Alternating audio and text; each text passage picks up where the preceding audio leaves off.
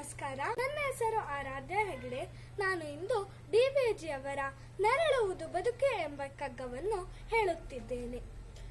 ತರಚು ಗಾಯವ ಕೆರೆದು ಹುಣ್ಣಾಗಿಪ್ಪುದು ಕಪಿ, ತರಚು ಗಾಯವ ಕೆರೆದು ಹುಣ್ಣಾಗಿಪ್ಪುದು ಕಪಿ, ಕೊರತೆಯೊಂದನು ನೀನು ನೆನೆದು ಕೆರಳಿ, ಕೊರತೆಯೊಂದನು ನೀನು ನೆನೆದು ಕೆರಳಿ, ಧರೆಯೆಲ್ಲವನು ಶಪಿಸಿ ಮನದಿ ನರಕವ ನಿಲ್ಲಿಸಿ, ನರಳುವುದು ಬದುಕೇನೋ ಮಂಕುತಿಮ್ಮ, ನರಳುವುದು ಬದುಕೇನೋ ಮಂಕುತಿಮ್ಮ.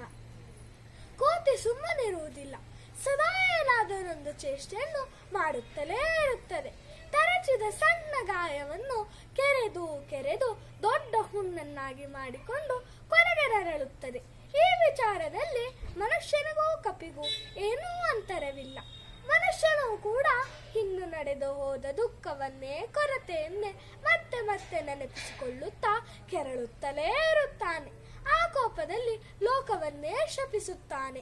ಕಾಮಾಲೆ ಕಣ್ಣಿನವನಿಗೆ ಲೋಕವೆಲ್ಲ ಹಳದಿ ಎಂಬಂತೆ ಅವನ ಸುತ್ತಮುತ್ತಲಿನ ಜನರೆಲ್ಲರೂ ಕೆಟ್ಟವರಾಗಿಯೇ ಕಾಣುತ್ತಾರೆ. ಒಟ್ಟಾರೆ ಜೀವನವಿಡೀ ನರಳುತ್ತಾ ಕಾಲ ಕಳೆಯುತ್ತಾನೆ. ಕುಂದುಕೊರತೆಗಳು ಎಲ್ಲರ ಬದುಕಿನಲ್ಲೂ ಇದ್ದೇ ಇರುತ್ತದೆ. ಕಳೆದು ಹೋದದ್ದರ ಬಗ್ಗೆ ಚಿಂತೆ ಮಾಡದೆ, ಭವಿಷ್ಯದ ಬಗ್ಗೆ ಕನಸು ಕಾಣದೆ, ವರ್ತಮಾನದಲ್ಲಿ ನೆಮ್ಮದಿಯಿಂದ ಬದುಕುವುದನ್ನು ಮನುಷ್ಯ ಅಭ್ಯಾಸ ಮಾಡಿಕೊಳ್ಳಬೇಕು ಎಂಬುದನ್ನು ಡಿ.ವಿ.ಜಿ ಅವರು ಈ ಕಗ್ಗದಲ್ಲಿ ತಿಳಿಸಿದ್ದಾರೆ. ಧನ್ಯವಾದಗಳು.